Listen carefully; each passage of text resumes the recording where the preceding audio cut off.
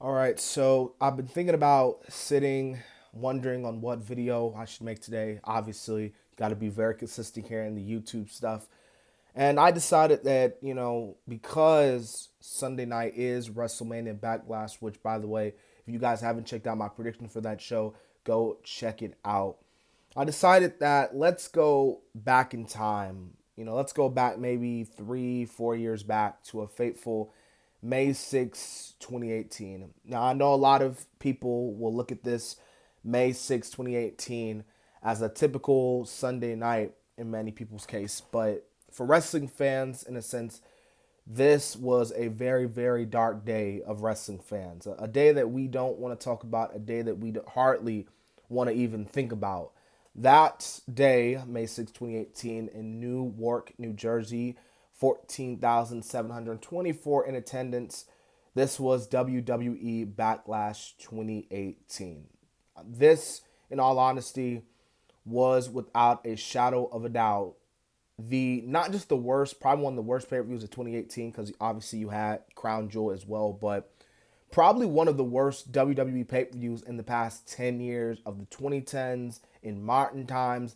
This show was just completely and utter dog shit. And I don't like to get all like explicit here, but it was completely garbage. So if you're expecting me to do a full retro review, I'm not. I'm just gonna really just pretty much crap on this event like we should and very well, rightfully, because again, there was like, in my opinion, looking at this card, you had about maybe one match at least. Like there was one at least watchable match that was actually good, and that was the opener, which was Seth Rollins and The Miz for the Intercontinental Championship. I thought that was a really good matchup. Obviously, Rollins winning was the right call at the time. He just won the Intercontinental title, and yeah, the fact that the opening contest, the fact that The Miz, which wrestling fans have been saying over the years how The Miz is a terrible wrestler, how The Miz can't wrestle, he's overrated and all that stuff. The fact that the Miz match, obviously fighting Rollins,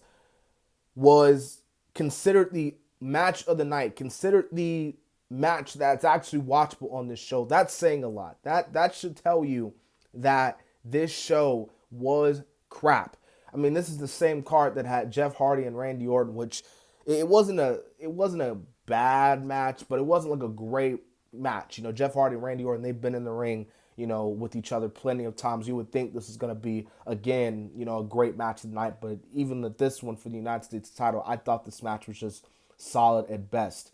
You had freaking Nia and Alexa Bliss, and Nia with the whole bullying storyline, which was so freaking ridiculous and old and repetitive. We've seen that story already. Nia just wasn't believable as a babyface. She just wasn't with the whole, again, just what they were doing with her. It just sucked.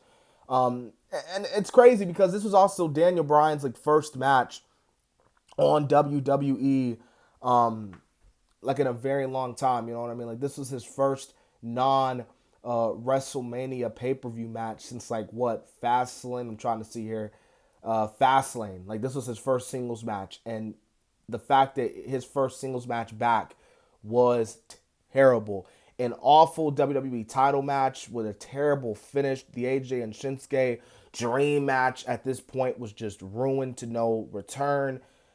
Just it was bad. Like the AJ and Shinsuke feud, like it was just not good. It was all Shinsuke was just going around just kicking AJ in the you know what.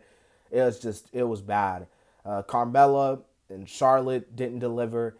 The tag team match, don't even get me started on the tag team match. And then the main event, Roman and Samoa Joe. And this is coming from someone who, even in 2018, was still a Roman Reigns fan. This match was just a complete slaps like nap match, sleep match, okay? Because this match will literally, and I mean literally, put you to sleep. The only good thing about the Samoa Joe and Roman Reigns match wasn't the match itself, but what happened during the match, well, before the match, where Samoa Joe puts Roman through the table. Like that got the only pop. And you see him, but at this point, the fans were walking out of the freaking arena to quote unquote beat traffic. In reality, the only reason why they were walking out because this main event was dog crap. This show was terrible, all right? And the fact that later on in the year, Crown Jewel would be just as a bad pay, if not maybe slightly worse than Backlash, that is saying a lot. But definitely, man, 2018 Backlash, man, this show was terrible. This show was awful. I can't stand this show. This show grinds my gears. This show makes me sick to my stomach. This show makes me sick altogether. This was terrible. And when I watched the show, I was like, I never, ever, ever, ever, ever want to hear about the show ever again. But then again, here I am doing I guess you could say a retro review or recapping or looking back at Backlash 2018. So hope you guys enjoyed this little video, man. Just me just ripping on Backlash 2018. A terrible, terrible pay-per-view. And if you don't believe me, well then I guess you're going to have to watch it for yourself. So I hope you guys enjoyed this video. This has been The Kid, DC Wrestling. I will be back tomorrow with a Friday Night SmackDown review. And so, yeah.